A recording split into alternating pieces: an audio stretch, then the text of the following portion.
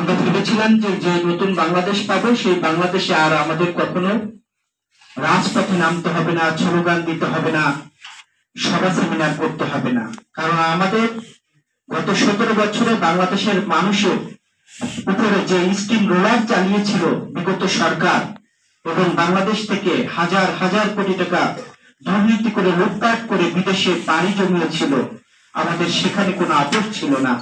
সেখানে আমরা সকলেই এক হয়ে রাজপথে আন্দোলন সংগ্রাম করেছিলাম। আমরা দেখেছিলাম মৃত ব্যক্তিও ভোট দিয়ে যায়। আমরা দেখেছিলাম কিভাবে ভারতীয় আগ্রাসন বাংলাদেশের উপরে চাপিয়ে বসেছিল।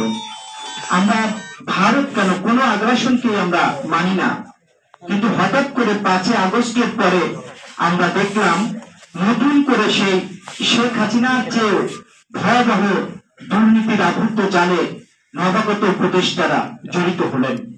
তখন আমরা চিন্তা করলাম এখন আর আমাদের বসে থাকার সময় নেই, প্রয়োজনে আবার যুদ্ধ করব, আবার লড়াই করব, কিন্তু বাংলাদেশকে দুর্নীতি মুক্ত বাংলাদেশ গড়ব এবং বাংলাদেশের মানুষের ভোটের অধিকার ফিরিয়ে দেওয়ার যে লড়াই, সেই লড়াই আছেন তারা কিন্তু এই ভোটকে তারা ভয় পায় শেখ হাসিনার মতো।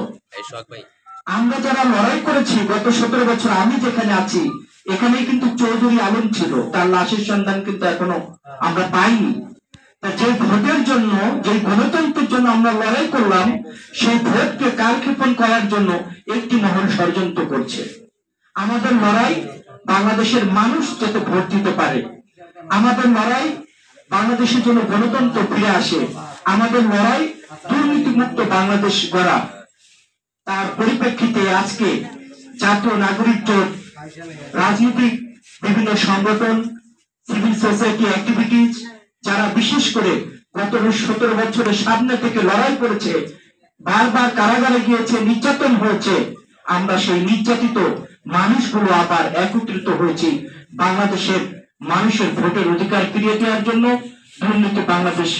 দুর্নীতিমুক্ত বাংলাদেশ গড়ার জন্য। আজকে আমরা এখানে যারা আছি, আমাদের শপথ হলো ফেব্রুয়ারির যে নির্বাচন, এই নির্বাচনের আগে তফসিল ঘোষণা করতে হবে। যদি তফসিল ঘোষণা না করা হয় তাহলে আমরা রাজপথে কর্মসূচি গ্রহণ করব। কারণ আপনারা একদিকে নির্বাচনের কথা বলে আরেকদিকে ষড়যন্ত্র করবেন, সেটা আমরা মেনে নেব না। বাংলাদেশের জনগণকে সাথে নিয়ে আমরা এই লড়াই অব্যাহত রাখবো, গত 17 বছর যেভাবে রেখেছিলাম। আমি সকলকে ধন্যবাদ জানিয়ে